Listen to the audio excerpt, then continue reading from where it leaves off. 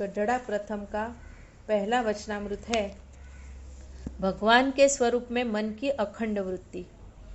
संवत 1876 में मार्गशीर्ष शुक्ला चतुर्थी को श्रीजी महाराज श्री गढ़ड़ा स्थित दादा खाचर के राजभवन में साधुओं के निवास स्थान पर रात्रि के समय पधारे थे। उन्होंने श्वेत वस्त्र धारण कर रखे थे। उनके मुखारविंद के समक्ष सभा में स्थान स्थान के साधु एवं हरिभक्त बैठे हुए थे। उस समय श्रीजी महाराज ने प्रश्न किया कि समस्त साधनाओं में कौन सी साधना कठिन है। तब सभी ब्रह्मचारियों, साधुओं तथा गृहस्थों ने अपनी अपनी समझ के अनुसार उत्तर दिए, परंतु वे समुचित उत्तर नहीं दे पाए। तब श्रीजी महाराज बोले, हम इसका उत्तर देते हैं कि भगवान के स्वरूप में मन की अखंड वृत्ति को रखना, इसके सिवा अन्य कोई भी साधना कठिन नहीं है। जिस मनुष्य की मनोवृत्ति भगवान के स्वरूप में अखंड रहती है, उससे अधिक कोई अन्य प्राप्ति शास्त्रों में नहीं बताई गई है, क्योंकि भगवान की मूर्ति तो चिंतामणि के समान है। तो हम आज यहाँ इतना पढ़ते हैं और इतना जो भगवान की वाणी है उसे समझने की कोशिश करते हैं। सारंगपुर में एक ज्ञानी, वयोवृद्ध, अनुभवी, तपोवृद्ध ऐसे संत स्वामी रहते थे और कई बार बात करते हुए कहते थे कि वचनामृत में यह पहला वचनामृत और अंत्य का 38 आखिरी वचनामृत, पहला और आखिरी, यह सिर्फ 2 वचनामृत जिसने सिद्ध कर लिए तो समझो बीच के सारे वचनामृत सिद्ध हो गए, ऐसा समझना, ऐसा कहते थे। तो यह ऐसा वचनामृत अंत्य का वचनामृत है, पहला और अंत्य का। अब यहाँ श्रीजी महाराज ने प्रश्न पूछा है कि सबसे कठिन में कठिन साधना क्या है। वैसे तो भगवान को प्रसन्न करने के लिए, भगवान को पा लेने के लिए बहुत साधनाएं हैं। प्रथम के 33वें वचनामृत में भगवान स्वामी नारायण का प्रश्न का उत्तर देते हैं। मुक्तानंद स्वामी को कहा है कि अनंत साधना है, उसमें से एक साधन जिससे भगवान प्रसन्न हो जाते हैं, वैसा साधन भगवान को पाने का रास्ता, वो तो वैसे भी कठिन ही होता है और विषय का मार्ग हमेशा ढलान वाला है, उतरता मार्ग है। जैसे हम ढलान पर चढ़ते हैं, चढ़ने में हाफ जाते हैं, लेकिन उतरने में हमको कितना मज़ा आता है, क्योंकि वो सरल है, ऐसे दौड़ के उतर जाते हैं। इतना आसान होता है, सहज होता है। लेकिन भगवान के बताए मार्ग पर चलना बहुत कठिन, साधन करना कठिन लगता है। तो श्रीजी महाराज यहाँ कहते हैं कि उसमें भी कठिन में कठिन क्या है। सारे ब्रह्मचारी, संत, गृहस्थ सब ने अपने अपने विचार यहाँ पर श्रीजी महाराज को बताए कि हमें तो ये मार्ग बहुत कठिन लगता है, हमें तो ये मार्ग बहुत कठिन लगता है। जैसे कि किसी को व्रत करना, उपवास करना कठिन लगता है। एक दिन का उपवास करना, वो भी ऐसा लगता है कि वो खाए बिना कैसे रहेंगे। किसी को दान करना, कोई तप करना, यज्ञ करना, अष्टांग योग सिद्ध करना, तीर्थ यात्रा करना, उसमें भी दंडवत यात्रा, कोई गबड़ यात्रा करता है। तो ऐसे विविध साधन सब करते हैं भगवान को पाने के लिए, उनको प्रसन्न करने के लिए। सब अच्छे हैं, सच्चे हैं और कठिन भी है। जैसे किसी को मैंने अभी कहा तीर्थ यात्रा करना कठिन लगता है, क्योंकि पैसे लगते हैं, पैसे ना हो तो कठिन है। लेकिन श्रीजी महाराज के समय में तो रियल में ही कठिन था, क्योंकि रास्ते नहीं थे, लाइट नहीं थे, खाने की पीने की व्यवस्था नहीं होती थी, सुविधा नहीं होती थी कोई भी प्रकार की, और चलकर करनी पड़ती थी। बद्रीनाथ, केदारनाथ, ये तो कितनी कठिन यात्राएं थी। कई दिन, महीने के महीने लग जाते थे यह तीर्थ यात्रा में। तो कठिन था, इतना आसान नहीं था। अष्टांग योग साधना, वो भी कितना कठिन है। उसमें भी 8 यम, नियम, आसन, प्राणायाम, प्रत्याहार, ध्यान, धारणा, समाधि, यह 8 अंग सिद्ध करने होते हैं और एक एक बहुत कठिन है। उसमें हम खाली एक आसन की बात करें तो 84 आसन है और एक एक आसन 3-3 घंटे बैठकर एक ही स्थिति में और सिद्ध करना होता है। अब हम एक सुखासन में भी 5 मिनट से ज़्यादा बैठ नहीं पाते, उसमें भी कितनी बार पैर ऐसे वैसे हिल डुल लेते हैं। तो यह सब साधना बहुत कठिन है। प्राणायाम नियमित करना कठिन है, दंडवत यात्रा करना कितना कठिन है, हाथ पैर छिल जाते हैं। अरे एक मंदिर में जाकर 5 दंडवत भगवान के सामने करना भी कठिन लगता है आज हमें। उसमें यह सब यात्रा वगैरह, दंडवत यात्रा वगैरह करना तो हम सोचते ही नहीं है। तो ये सब साधन है, कठिन है। ये सारे जो संत वहाँ पर बैठे हैं उन्होंने बताए एक एक साधना कठिन। तो श्रीजी महाराज ने उत्तर सबके मान्य नहीं किए, सबके उत्तर रिजेक्ट किए और फिर श्रीजी महाराज ने स्वयं उत्तर किया कि कठिन में कठिन साधन अगर कोई है ना तो वह है भगवान के स्वरूप में मन की अखंड वृत्ति रखना। ये कठिन है और ये हम अनुभव भी करते हैं। खाली सुबह आधा घंटा एक पूजा में हम बैठते हैं, उतने समय दरमियान भी भगवान में, सत्पुरुष में मन रखना हमारे लिए कठिन है। मन रहता ही नहीं है, तुरंत मन हमारी पकड़ से छटक कर दूसरी जगह भटकने चला जाता है। मानसी में तो जो गड़बड़ गोटे चलते हैं, बाप रे, मन को बार बार खींच खींच कर भगवान की सेवा में लगाना पड़ता है। मानसी में भगवान को जगाते हैं, फिर स्नान कराने बैठाते हैं, बैठे तो बैठे लेकिन मन चला गया कहीं, तो भगवान तो वहीं के वहीं ऐसे ही ठंड में बैठे रहते हैं। गर्म पानी भी किया होता है वो तो ठंडा हो जाता है और रुमाल तो शरीर पोंछने के लिए तो याद आता है कि नहीं आता है पता नहीं। तो यह हमारी मानसी चलती है कि एक थोड़ी देर के लिए भी हम भगवान में वृत्ति नहीं रख पाते। तो तैल धारा व्रत, जरा भी चलायमान ना हो, भगवान में ऐसी वृत्ति रखना, यह सबसे कठिन में कठिन साधन है। ऐसा श्रीजी महाराज ने यहाँ कहा है, क्योंकि इसके तो वे स्वयं ही साक्षात अनुभवी है, क्योंकि रोज उनके साथ ये एक एक भक्त का होता होगा, इसलिए उनको अनुभव है। इसलिए यहाँ श्रीजी महाराज यह कह रहे हैं कि यह सबसे कठिन है। और अगर यह कठिन में कठिन साधन जिसने सिद्ध कर लिया ना, तो उसको प्राप्ति भी बड़ी से बड़ी होनी है। यह भी श्रीजी महाराज ने कहा, बड़ी से बड़ी उपलब्धि तो यही है कि भगवान के स्वरूप में मन की अखंड वृत्ति रहे। इससे बड़ी और कोई उपलब्धि है ही नहीं। श्रीजी महाराज ने अखंड वृत्ति रहे उसके बहुत सारे लाभ बताए हैं वचनामृत में। मध्य 48 के वचनामृत में श्रीजी महाराज ने कहा कि ऐसा भक्त है, उसका पूरा प्रसंग हम पहले जान ले कि महाराज स्वामीनारायण भगवान सभा लेकर बैठे थे और तभी एक माताजी का भक्त वहां पर आता है और माताजी के महिमा का एक गरबा सुंदर राग ढाल में अद्भुत गाकर सुनाता है। और इतनी माताजी की महिमा उसमें उसने गाई थी कि श्रीजी महाराज एकदम राजी हो गए उसके ऊपर, उस भक्त के ऊपर, और इतना राजीपा दिखाया। तो यह सब प्रेमानंद स्वामी ने देखा और वो समझ गए कि श्रीजी महाराज का राजीपा किसमें है। और दूसरे ही दिन उन्होंने भी सुंदर राग ढाल में 8 पद की रचना करके श्रीजी महाराज के सामने गाया और उन्हें सुनाया। और वह वंदु सहजानंद रस रूप यूट्यूब पर भी है, जो सारे भक्त रोज रात को सोने से पहले चेष्टा में यह पद गाना होता है।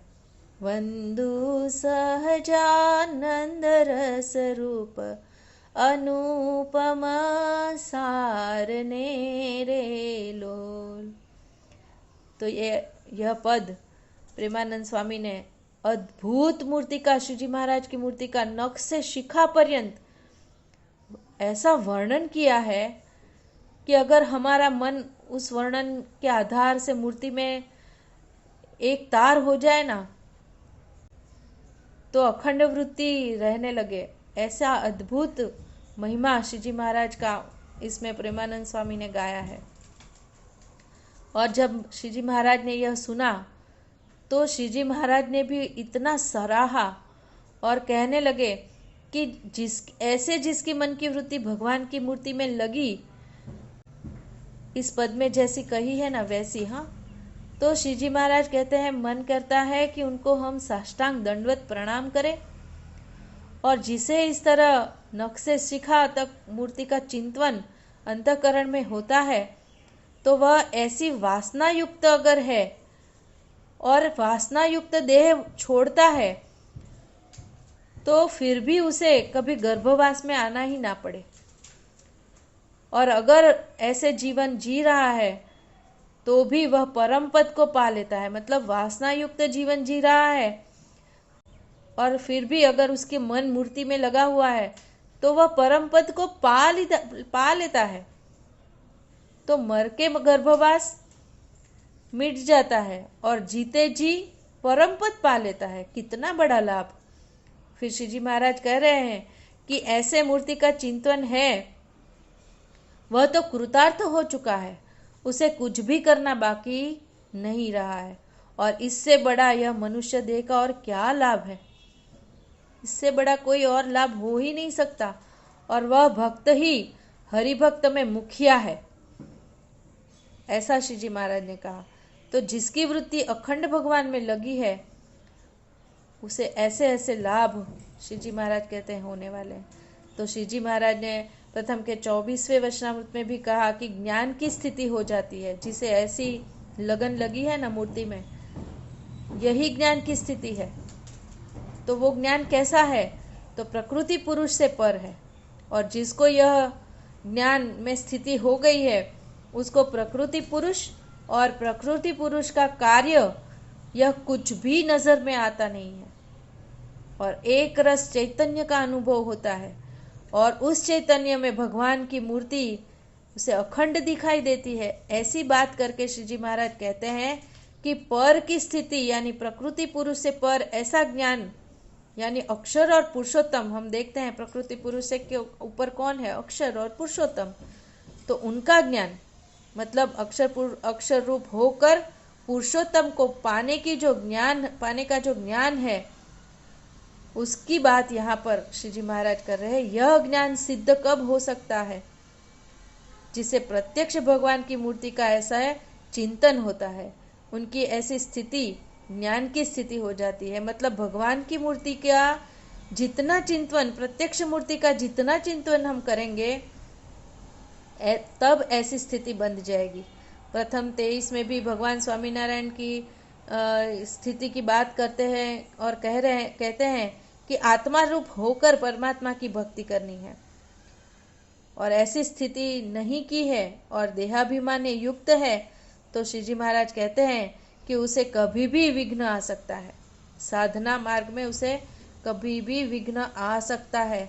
तो ऐसी अलौकिक स्थिति की बात कर रहे हैं। ऐसी स्थिति को पाने के लिए श्री जी महाराज प्रथम 23 में पानी का घड़ा ढालने का दृष्टांत देकर समझाया है। यहाँ पर श्री जी महाराज ने कि खाते पीते हरते फिरते शुभ क्रिया अशुभ क्रिया करते करते भी भगवान में वृत्ति रखना। ऐसे वृत्ति रखते रखते दृढ़ता आती है, और फिर दृढ़ स्थिति, ऐसी अलौकिक स्थिति ब्रह्मरूप होकर परब्रह्म की भक्ति करने की स्थिति सिद्ध हो जाती है। तो यह इस वचनामृत की महिमा है।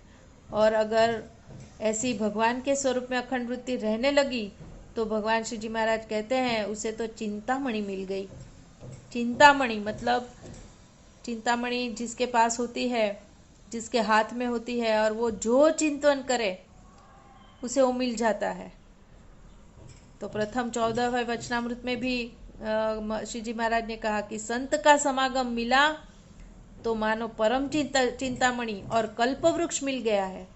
तो भगवान और गुणातीत संत की मूर्ति यह चिंतामणि है, परम चिंतामणि है और कल्प वृक्ष है। कल्प वृक्ष भी उसे कहते हैं जिस वृक्ष के नीचे हम बैठे हो और जो सोचे, जो चिंतन करे, जो संकल्प करे, वो तुरंत हाजिर हो जाता है। तो भगवान और संत यह भी परम चिंतामणि है, कल्प वृक्ष है। मतलब सब कुछ प्राप्त हो गया उसे, समझो, जिसे यह मिल गया ना। और हम कितने भाग्यशाली है कि हमको यह दोनों मिल गया है, अक्षर और पुरुषोत्तम दोनों हमको आज महंत स्वामी के रूप में मिल गए हैं। मतलब चिंतामणि मिल गई, परम चिंतामणि मिल गई, कल्प वृक्ष मिल गया है हमें, अब सब कुछ मिल गया। तो ऐसी महिमा श्री जी महाराज समझा रहे हैं। तो भगवान का स्वरूप मतलब क्या, मिल तो गया है, लेकिन हमें उसमें क्या समझना है। महंत स्वामी मूर्तिमान हमें मिले हैं प्रत्यक्ष रूप में, लेकिन हमें क्या समझना है अब उसमें।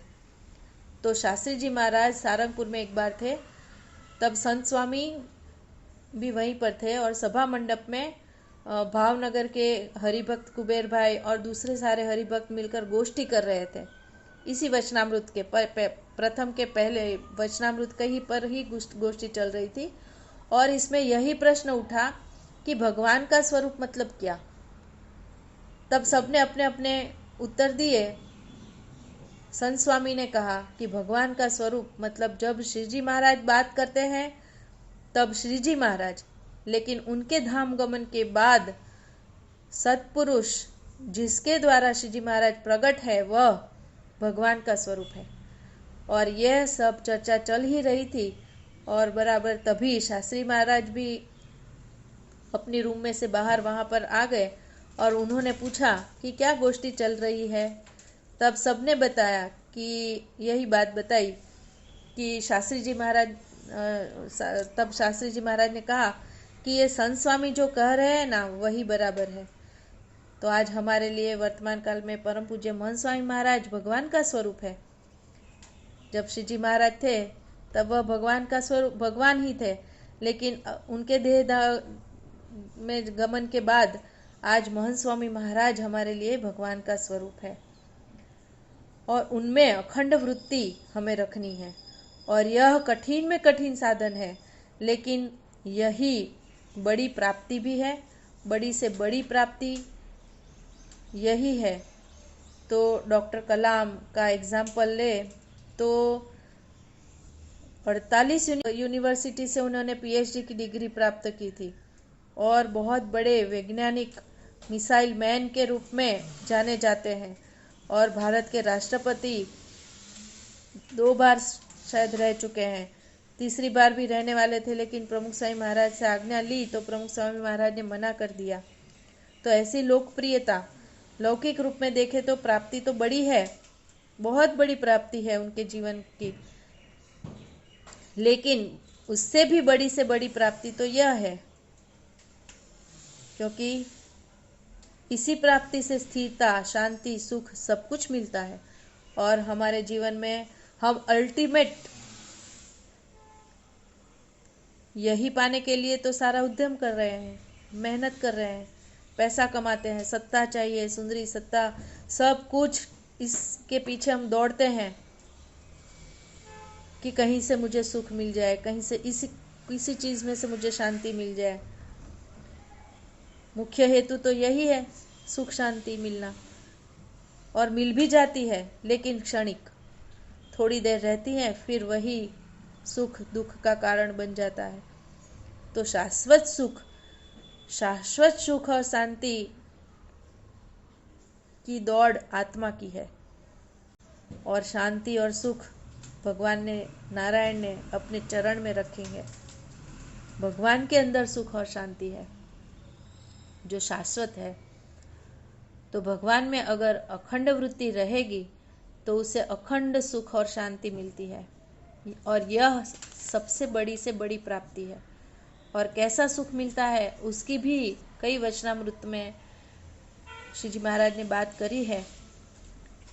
यह सुख की बात अब हम अगले क्लास में सुनेंगे। श्री स्वामीनारायण भगवान की जय।